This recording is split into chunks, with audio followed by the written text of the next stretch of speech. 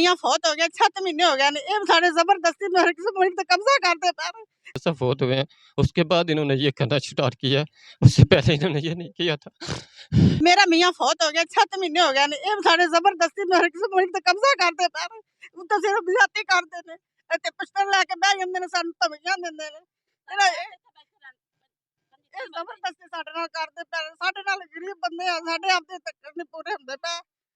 ਇਹ ਬਹੁਤ ਜ਼ਿਆਦਤੀ ਕਰਦੇ ਪਏ ਨੇ ਇਹ ਬੂ ਮੇਰੇ ਦੀ ਜਾਇਦਾਦ ਮੇਰੇ ਭਾਈਆਂ ਦੀ ਸਾਰੀ ਸਾਡੀ ਆਪਦੀ ਜਾਇਦਾਦ ਇਹਨਾਂ ਦੇ ਇੱਥੇ ਮਰਲਾ ਨਹੀਂ ਹੈਗਾ ਆ ਪੂਰੇ ਆਂਢ ਗੁਆਂਢ ਕੋਲ ਪੁੱਛੋ ਜੀ ਇਹ ਛੱਪੜ ਸੀ ਦਾ ਨਾ ਇਹ ਆਪਣਾ ਨਸਾਰੀ ਬਰਾਦਰੀ ਦੀ ਮਲਕੀਅਤ ਹੈ ਤੇ ਇੱਥੇ ਸਾਡੀ ਬਰਾਦਰੀ ਜਾਟ ਬਰਾਦਰੀ ਉਹ ਇਹਦੇ ਤੇ ਕਬਜ਼ਾ ਕਰਦੀ ਪਈ ਇਹ ਛੱਪੜ ਬੇਸਿਕਲੀ ਇਹਦੇ 'ਚ ਪਾਣੀ ਖੜਾ ਪੂਰੇ ਪਿੰਡ ਦਾ ਤਕਰੀਬਨ 150 ਘਰ ਦਾ ਪਾਣੀ ਆਉਂਦਾ 2 ਮਸਜਿਦਾਂ ਦਾ ਇੱਥੇ ਪਾਣੀ ਆਉਂਦਾ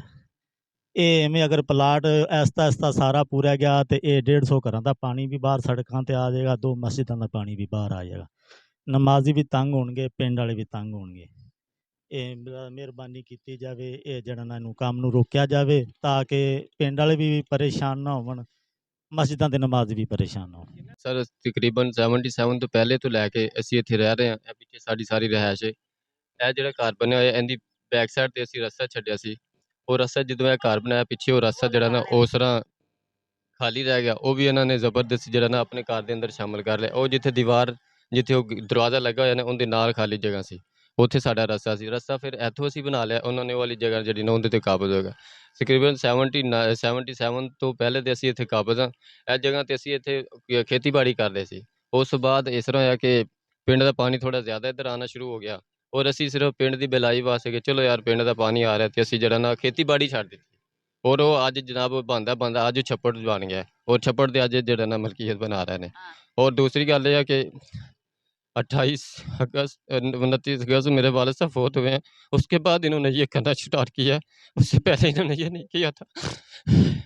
ये जो जगह है ना जब से हम जम्मे पले हैं इसको छप्पड़ ही देख रहे हैं यहाँ किसी का कोई कब्जा नहीं था जो मैं जम्मिया जो मैनू पता है बाकी हुण कागजी कार्रवाई वो कागजां दे जरिए नहीं पता किंदी जगह है किंदी नहीं जगह जो जम पाले उसी छप्पड़ ही देखिया वो परा हैगी सी ਇਹ ਸਾਰੀਆਂ ਵਾਂਦੇ ਵੀ ਰਹੇ ਨੇ ਕੱਲ੍ਹ ਇਹਨਾਂ ਨੇ ਸਾਡੇ ਨਾਲ ਜ਼ਿਆਦਤੀ ਕੀਤੀ ਚੌਧਰੀ ਬਰਾਦਰਾਨ ਨੇ ਇਹਨਾਂ ਨੇ ਸਾਡੀ ਜਗ੍ਹਾ 'ਤੇ ਕਬਜ਼ਾ ਕੀਤਾ ਇਹਨਾਂ ਨੇ ਮਿੱਟੀ ਸਟਾਈ ਔਰ ਇਹਨਾਂ ਨੇ ਕੰਧ ਕੀਤੀ ਅਸਾਂ ਪੁਲਿਸ ਤੇ 15 ਤੇ ਕਾਲ ਕਰਦੇ ਰਹੇ 15 ਤੋਂ ਕਾਲ ਪੁਲਿਸ ਆਈ ਲੇਕਿਨ ਇਹ ਨਹੀਂ ਰੁਕੇ ਬਾਅਦ ਨਹੀਂ ਆਏ ਰਾਤ ਨੂੰ SHO ਸਾਹਿਬ ਦੇ ਜਾ ਕੇ ਮਿਹਨਤ ਕੀਤੀ SHO ਸਾਹਿਬ ਆਏ ਇੱਥੇ 15-20 ਉਬਾਸ਼ ਬੰਦੇ ਬੈਠੇ ਸੀ ਜਿਹੜੇ ਰਸਲ ਲੈ ਕੇ ਇੱਥੇ ਮੰਨੀਆਂ ਢਾਹ ਕੇ ਇੱਥੇ ਸਾਈਡਾਂ 'ਤੇ ਬੈਠੇ ਨੇ ਸਾਡਾ ਘਰੋਂ ਨਿਕਲਣਾ ਮੁਸ਼ਕਲ ਹੋਇਆ ਹੈ ਇੱਥੇ ਜਿਹੜੇ ਬੰਦੇ ਬੈਠੇ ਹੋਣ ਤੇ ਔਰਤਾਂ ਔਰ ਬੱਚੀਆਂ ਕਿੱਥੋਂ ਲੰਘਣਗੀਆਂ ਉਹਨਾਂ ਦਾ ਨਿਕਲਣਾ ਬਹੁਤ ਮੁਸ਼ਕਲ ਹੋ ਗਿਆ इस वास्ते साड़ी आला अकाम अगे अपील है कि साड़ी मदद की जाए। इस 2082 नंबर का ये खाता है 2082 इसमें स्टे हुआ है जी मेरी तरफ से इसके अंदर 12 मरले के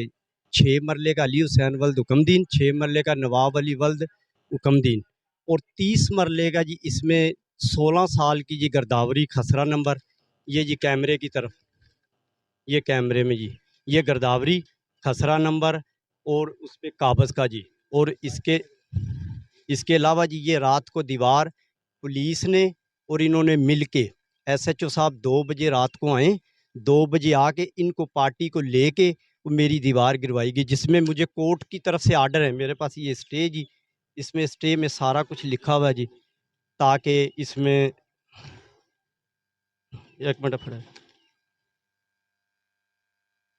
ये मेरी अदालत से जी ये स्टे ये भी देख लें ताकि इनका इसमें ना दखल है ना मामला है इसमें जज ने आर्डर मेंशन किए भी इसमें कोई बंदा मुदाखलत करे चोरी महमूद अहमद जाट की जगह के अंदर जी कोई भी इस प्लाट में मुदाखलत करे उसकी FIR इन्होंने पैसे दिए दे के जी ये दीवार बनी हुई सामने और शरेआम की जी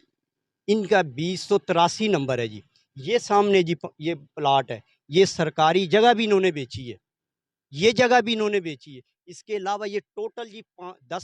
5 कनाल 10 मरले का खाता है जिनका 2083